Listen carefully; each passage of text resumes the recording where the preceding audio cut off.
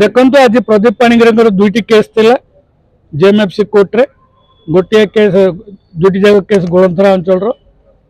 से गोटे case GR 2225/20 एवं जीआर 62/21 केस रे उभय केस रे उभय दावादार आसते जो मैंने केस अभियोग अभियोगकारी आसते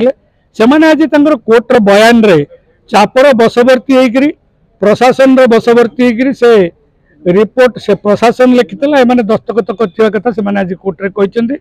से माने कोनोसी प्रकार फाइनेंशियल ट्रांजैक्शन प्रदीप पाणिग्राही को किंबा का कोले टंका पैसा दवा कथा तार लेन देन कथा से माने जानि नांते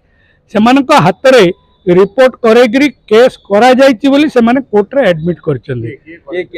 उभय जो से होचंती लक्ष्मीधर नायक आउ जने होचंती प्रभात कुमार नायक उभय दुईटी केस जिलार वरिष्ठ प्रशासनिक अधिकारी बिजु जनता दल किसी वरिष्ठ नेता एवं विभिन्न राजनैतिक दल किसी वरिष्ठ नेतृमंडली गोलंथरा थाना रे बसी रिपोर्ट प्रस्तुत करते से माने दस्तखत करते से कथा आज से कोर्ट जो प्रतिपक्ष वकिल हिसाब से आम जो प्रश्न करूँ से कथा को सी हाँ करते तेणु ए केस रे कौन सत्यासत्यता नहीं परवर्ती अवस्था जना पड़ो केस रे कौन हम।